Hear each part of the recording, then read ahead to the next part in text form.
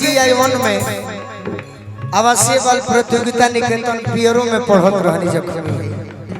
तो घरी दर्पण फिल्म हम देखले ना रहे हल्का में झलक खाली लोग शायद जितेंद्र जी हीरो रहल बाकी गीत बड़ी सुंदर है समुद्र के किनारे होत रहे याद नहीं है गलती तो क्षमा बाकी गीत बड़ी सुंदर परदेसियों से नखिया मिलाना परदेसियों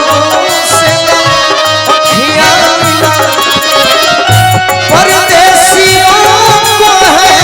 परदेसियों को है एक दिन जाना परदेसियों से नखिया मिलाना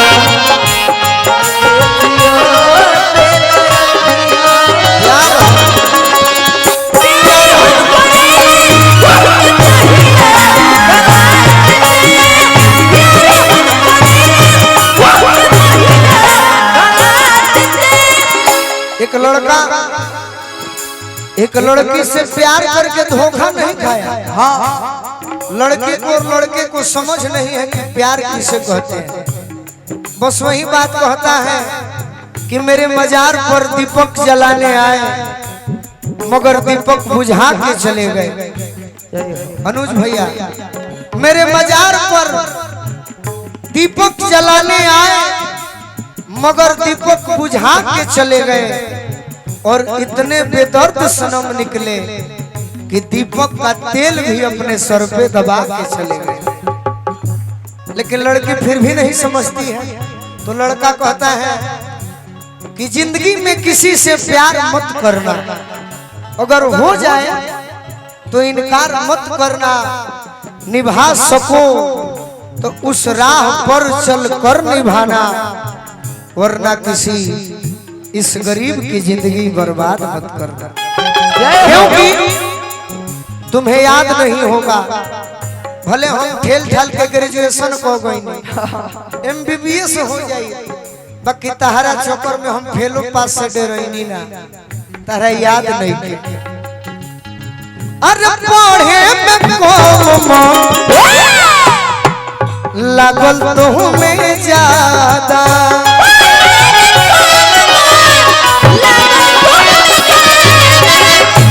बाकी तू बदला जानी आपन इरादा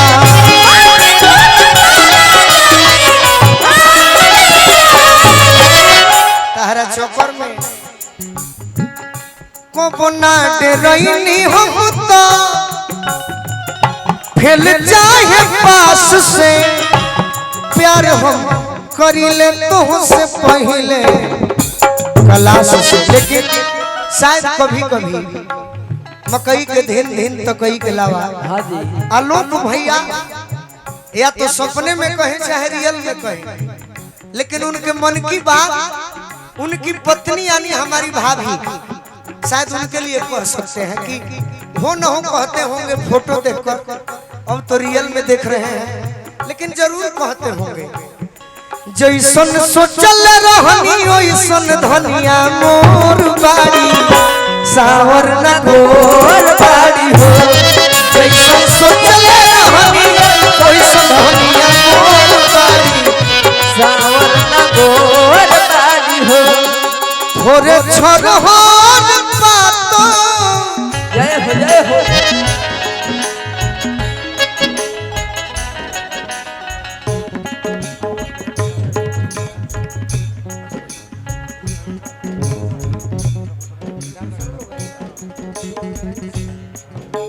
आलोक भैया के दादाजी यानी हमारे दादाजी सोमनारायण सिंह जी हमको आशीर्वाद दिए बहुत बहुत आशीर्वाद अमित भैया आलोक भैया के छोटे भाई एंकर साहब मंच पर आए हुए हैं मैं आपका ज्यादा समय नहीं लूंगा इसलिए ले रहा हूं कि ताकि 1-2 घंटे बाद हम आए तो कुछ 12 बजे के बाद तनी मनी उरेबो हो जाए तो दूधा भात हो जाए तनिका पातर तनिका छोरहर थोरे छोर बाड़ी सावर न गोर बाड़ी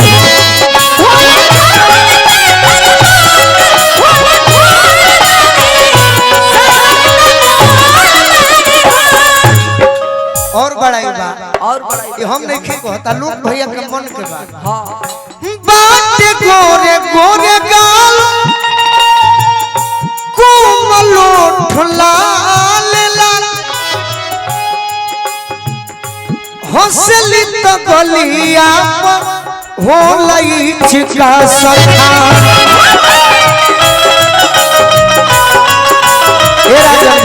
टाइम इज मनी समय ही धन वर्ल्ड इज स्टेज लाइव फिर drama god is director we are actor मैं चाहता तो आज के जमानो वाला जनिती बाकी गोलू राजा घी बेचे ले 20 आदमी किनी है बाकी घर भर हमारे खुश रहे जी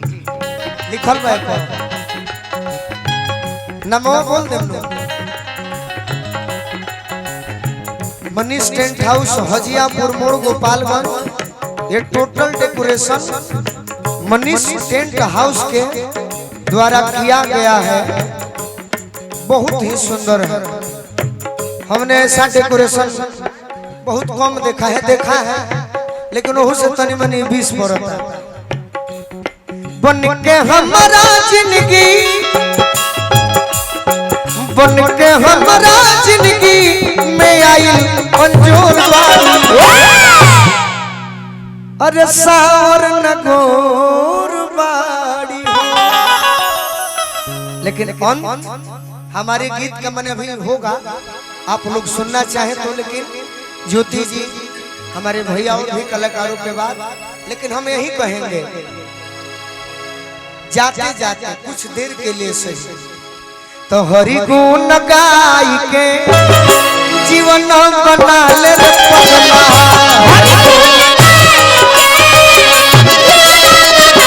अरे हरि गुण गाई के जीवन